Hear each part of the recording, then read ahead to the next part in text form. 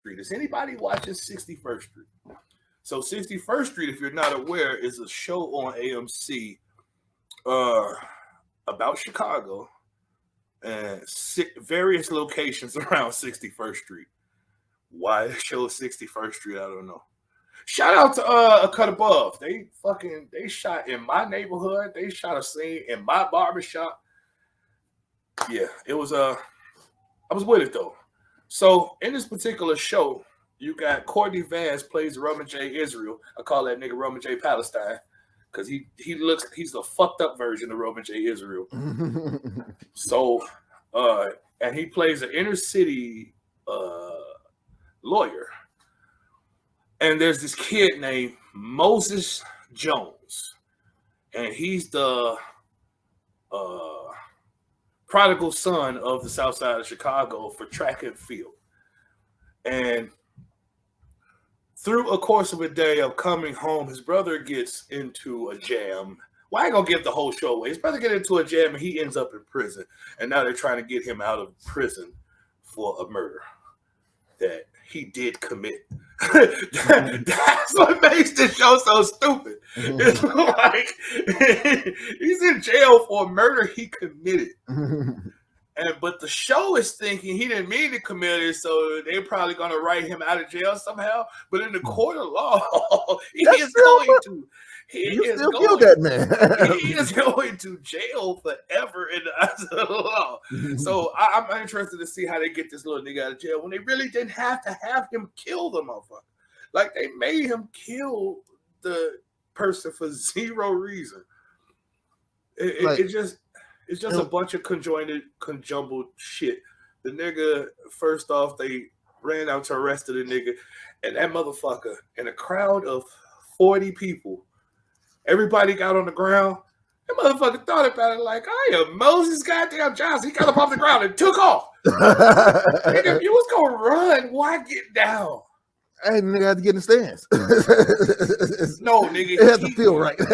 No, nigga. He prostrated on the ground. He laid completely belly flat, like with his hands down. And then he thought about it, like, pew, got up and just off. Left. They don't know how to write. He stopped because his brother was being harassed by gang members. But do you know what he did when he got up and took off? Left his little brother right there on the ground. Yeah, so it was an instantaneous competition of character that they had just set up. They just set him up as this altruistic big brother, yada yada yada, and then in the same fucking scene, same breath, he has a gun pulled on him by ne'er-do-wells, but he takes off when it's the police. Like, he stopped his brother from... They're going real heavy-handed with police corruption in this show, and it's like... It's one of them things where it might have real-world consequences in the fact that people could blow off real-world actions because this show is so heavy-handed. But luckily, I haven't heard many people talk about it, so... You know, I'm a fanatic about Chicago. That's the only reason I even watch this shit.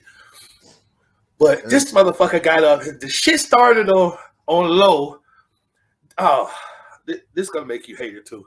It was like, he's on low. He's on Vernon. And then he gets on the green line. Yes. Like, you know, they run and they chase. He's headed east on low. He's on Vernon. He's on the green line. All right, now if he was running down 63rd, so the nigga ran all the way to Vernon. Past the green line. Like, whoa, train. Whoa. Comes back to the green line. Yes. But not only that, but he has this 4'2" slewfoot white cop that kept up with him from 55th and low to the green line. This motherfucker is Moses. The whole point of the show is one of the best track stars in the state. In the country, nigga. He's gonna represent the state against the country. He has every scholarship in the world. He's on his way to college. And except Officer McKenzie is keeping stride with that nigga. Damn, Officer McKenzie popped up off his ass Like he lost the whole crew 2 seconds in. Then he's still running full steam. Officer McKenzie slid up on the gate on his ass. Like, what the fuck? Do they understand that they just spent the first 20 minutes of this show teaching us that this boy is the fastest person next to fucking Barry? Except for Officer McKenzie. Except 4-time All-State. Right. All-State track star, 1972 to 1976. Damn. You better ask about me, niggas. And then he kills that motherfucker. Like, he kills him. You killed the officer? Let me tell you, fucking, I'm gonna spoil the whole show now, goddammit. The officer catches him, corners him in a 6x12 space. Let's go 15x20. A gate on one end, fucking tankers on the other end. So he's enclosed. That nigga, he hit him with the left, the right, and shoulder bumped him. And the nigga fell back and a railroad spike went through his head. I'm like, that is murder. I'm like, I don't give a fuck. That's definitely murder. I don't give a fuck what y'all finna write out. That's definitely murder. One, the officers who were there were on a lawful raid when he ran, because they just don't know how to write. What happened was when the officers pulled up, the young punks that was threatening Moses and his little brother let off a shot. So the officers shot the nigga. And they trying to create this false tension. Like the officers shouldn't have shot that nigga. Like when he literally rolled up, he was shooting. Like shooting. He let off one shot and then you heard an immediate second shot. Pow. And he shot. So you see somebody somebody running from a shooting. The officer is there when he chased him from the shooting. He was there. And he chased him from the shooting, from Low to Vernon. And then right back around the corner. I forgot to tell you. From Low to Vernon to King Drive, do you know where he cornered him at? Where? Blackstone. The fuck? I don't know. No, he didn't catch the train. He didn't catch the train. He went to the train, went to the other stairway. He went to the train, went to the other side and walked down. And he was on Blackstone. That nigga must have walked down them stairs. Judy walked up. Yes, he definitely walked up to Family Matters, walked down the Family Matters stairs. And so, yes, he killed him on Blackstone. So as he tried to Deion Sanders juke his ass, he kind of shoulder bumped him. The nigga flew in the air and down on the railroad spike. Yeah. All of this is on film. And they're gonna write this kid out of this situation. Like the only way this shit should end is him getting like 13 years. Right. Right. Playing guilty to involuntary manslaughter. Yes, that is the only way. The only way. Because though they're trying to put these cops, write these cops as the antagonists of the situation, they were clearly, even though they were discussing it in a callous manner, they were doing their goddamn job. And I hate to even say that at a show about a cop shooting the shit out of a black kid in Chicago. But yeah, you know what? Sometimes you just gotta be like, yeah, I see him. Man, sometimes you just gotta shut the fuck up. And this is one of the times where I should have. But I am so incensed at this fucking show. I am so incensed at how they first of all, there is no open air drug markets in Chicago. Let me hip you to a little bit of Hollywood. Them niggas are just loitering. It's only one of them that may have crack. One. The rest of the niggas is just chilling. 13 of them niggas are just loitering, Hollywood. It isn't what you think. There are no open air Chicago drug markets. It doesn't happen like that anymore. Those niggas are just standing around. Literally. And I've talked to them on many occasions. Who you say? Every group of niggas you think is a fucking open air drug market. It's only one of them, and the other 42 of them are just standing the fuck around. And you know what? Most of the time, that one He ain't even selling drugs. He just so happen to have some. This nigga ain't actively selling weed. He just so happen to have a couple dubs. You fuck it. Yeah, you can get the straight five. Usually I expect somebody to text me so I can drop this shit off. But fuck it, we here. We were just informed the show was written by a black ex-cop. Not sure if you mentioned that yet or not. That's probably why the cops were doing their job. That's probably why the show is so stupid. No, I didn't know it was written by a black ex-cop. That's probably why the show is so stupid, and he's writing it from the aspect of he thinks he's creating points of contention, when really he's just writing out the average day in Chicago. And any contention that they fucking find in this show. I would agree with you, Candace, if the show was looking like it was headed in the direction of these cops being dirty. It looks like the old 23 Skidoo. They're trying to make this one cop look extra dirty, so when he comes out to be clean and he's just a no nonsense cop. Like they're real heavy handed with the tropes in this motherfucker. This cop that they try. So let me set it up. The cop that I'm referring to is the sergeant or the sergeant, whatever. He's the commanding officer. And in the beginning, the cop that died was apparently in IA. He was wearing a wire to catch a rat in the unit. So when he goes to the motherfucker, he tells them, hey, y'all are arresting too many from one side and not the other side. The cop says they all need to be arrested. This time we focus in on them. Like they kind of made it like, oh, he was saying, only arrest them. But he didn't. He just said we're focusing on what we're focusing on. Right. We don't get to that. Right. And so the niggas say, what make you say that? Like, what make you say that?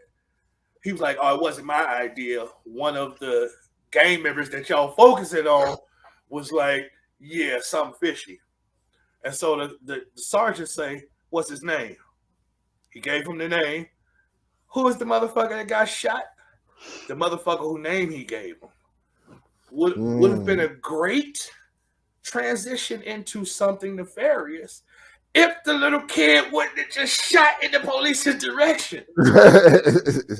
Like, so they nixed the nefarious angle right there. Even though I'm sure they're going to play up on it. I'm positive they're going to play up on it. Because that's the basis of the whole... That's the whole point of contention for the cop that they killed, was that he was IA. So he had him mentioning that kid's name and then them immediately going to shoot him is going to be a point that they're crossed. But he shot at the police. He was fucking justified, and that's the part that makes that the police are gonna focus on. You fucking making no. You can tell the show's not, but you're gonna make me an innocent Negro identify with the cops. How fucking dare you? How dare you? Never been on this side. Right, you gonna make me one of the most persecuted individuals in the state of Texas. Motherfucker, and I'm gonna identify with the cops. What the fuck are you talking about?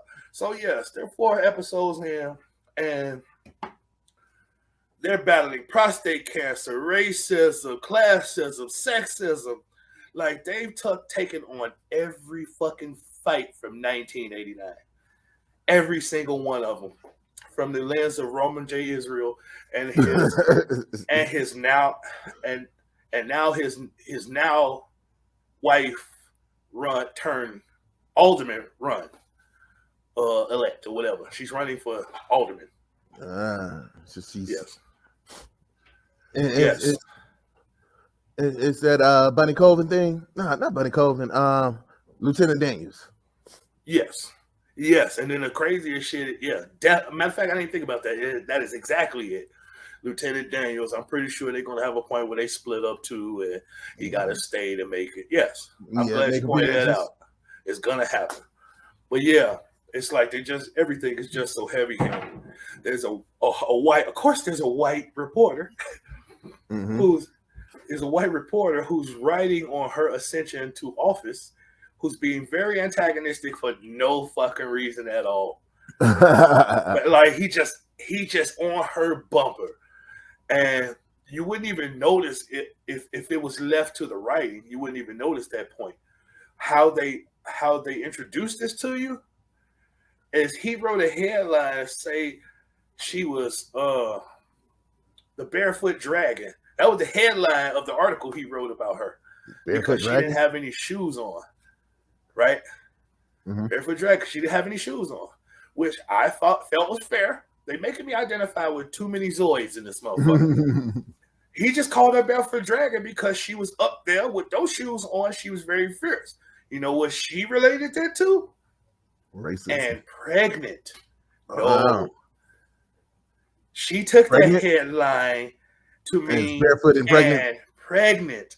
I'm like, where the fuck did that come from? Like, stop. Why y'all making me identify with these motherfucking Zoids? Like, if that was the angle you could have done it, do it better. Like, because the barefoot dragon headline, in no way, shape, or form, without any context of the article, and I'm watching a television show, so no, they didn't pause and give me a chance to read it.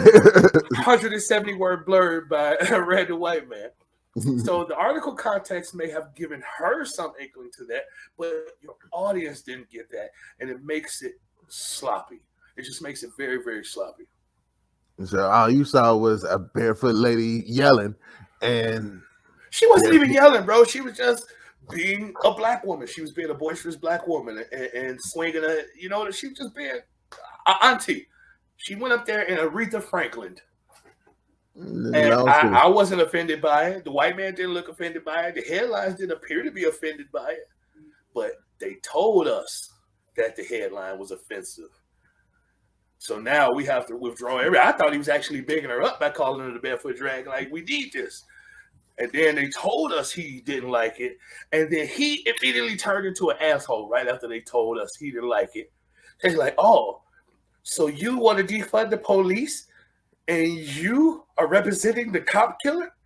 Like, the show is so ridiculous. Like, they don't leave anything for you to pull anything from it. They just immediately tell you.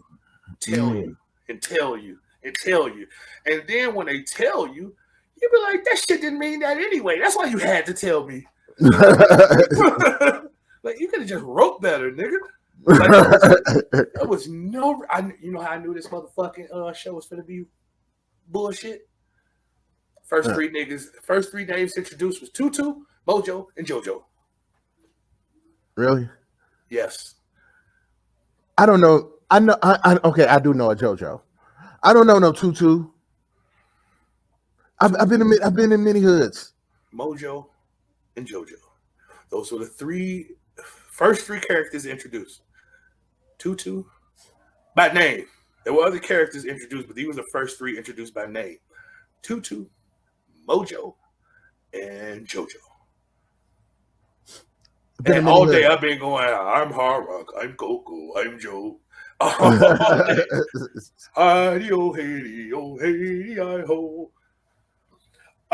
Yeah. They cut this nigga hair. I've never seen a nigga get a haircut and age 10 years instantly, ever. Because the nigga, he's playing a high school kid. He's clearly like in his mid-20s, maybe late 20s. But they cut this nigga hair and he went from fucking Cam to Weebay. I kid you the fuck not. Like, I didn't realize how old he looked until they cut his hair. Like, I had suspended disbelief on this being a high school kid in the beginning. Because, like I said, he didn't, black don't crack. They cut that nigga hair, aged him 15 years instantly. I've never seen no shit like this. Now, here's the part that's going to get us canceled, right? Bro, I love you to death. I love you to death. I would die for you. I would kill for you. Bro, if you scrape your hands, I am not cradling your hands in my hands and putting peroxide on your hands. I don't give a fuck what you just been through.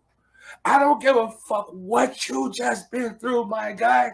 I don't give a fuck what you just been through. Nah, nigga, if you try to grab my hand, I'm like, snatch my shit back. Just hand me the peroxide. I got it. I don't give a fuck what you just been through, G. I'm serious. I don't give a fuck what you just been through. I don't care. I don't care. I'm not cradling your hands in my hands and rubbing your fucking wounds. I'm like, what? Who? What? Why are they doing this? Why are you making me look at this? I'm like, what does this have to do? Did they chop off his other hand? Is this your only hand? Even so, nigga, I put the peroxide on it. I'm not finna hold this motherfucker with 2 hands. Bro, and now sitting here describing it, I don't know how, like, I would have felt better about them. It's no way they could have done that. Like, if he'd had one hand out and then he said, give me the other hand. That would have been bad. He had both hands cradled like this, doing this in the man's hands. And that was just bad enough to me that I didn't even think further. But now I'm trying to throw the nigga some slack. No, that's no slack. No. I'm trying to figure out how I could. And I'm like, there's no way. There's no way. I couldn't just do one hand and then, hey, give me the other hand. No, there's just no way. There's just no way. There's no way, my boy. And I am appalled that they watched that, filmed that, and there was a group of people sitting there being quiet. Like, yeah, I can see it. Cut. Bro, these are 2 17-year-old males from the city of Wind. Hey, nigga, I knew you when you were 17.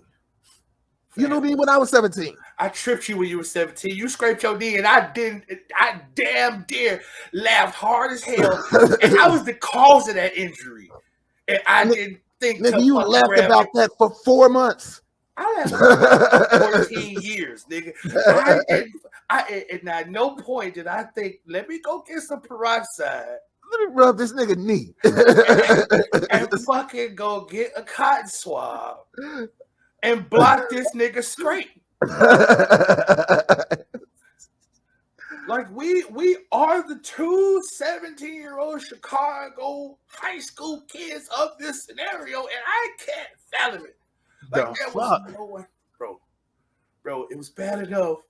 While he was cutting this nigga hair, he kept saying, "I've been waiting to get at this hair." Huh? He said it like 4 times too. The nigga like, no, you just mad 'cause my shit longer than yours. Like, he was clearly uncomfortable outside of the script. No, you could see that I can't believe I'm saying this shit on this nigga face. Yes.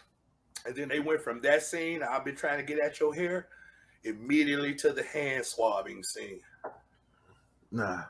Bro, this show is just so wrong.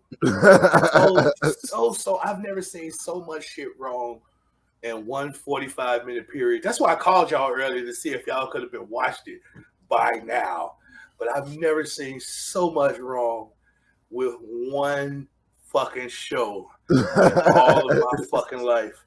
And it saddens me that this place, this show, films everywhere I be. Like the show is following you with the bullshit. Like the show is fucking following me, and I don't even cut my hair anymore. That's how I didn't even see that happening. Like, I'm finna call that nigga in the morning. Like, hey, fam. A very interesting story. I have no idea what picture it is, but they also removed a picture from this wall that has nothing but black icons on it. So I'm gonna call that nigga in the morning and ask them what picture did they have them take down. That shit was crazy. I'm like, it looks like it's a picture missing. I can't tell which one it is, but it's a picture missing, and it ain't nothing but black icons on that wall. Like nothing. So I'm very interested to hear which picture they asked them to take down. Yeah. I mean, who could it be? It was a picture with Obama, Dr. King, and Magic Johnson up there. I don't know who thought them 3 belonged in a fucking a portrait together, but it was smack. Oh shit, Magic Johnson. nigga. Yo. Fam. Bro. How you got Obama and Dr. King like, hold on. Hey, excuse me, Malcolm. Can you call Magic Johnson? Tell him come in here real quick. Fam, it gotta be something like the Aries of Black History or some shit. Because Magic Johnson was just left field.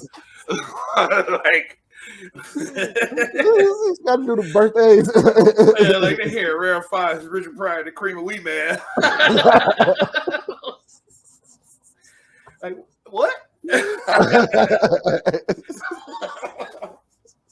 Like, you know, there are other legendary comedians. Like, don't get me wrong, the Cream of Wheat Man is an icon. It's an icon, but one of these things does not belong here. One of these things just isn't the same. 61st Street is some bullshit 4 episodes in. And, I suggest you check it out to see if it's as big a bullshit to you as it is to me. I'm definitely gonna check this shit out. I missed the beginning of the conversation. So what is this shit on? AMC. AMC. All right.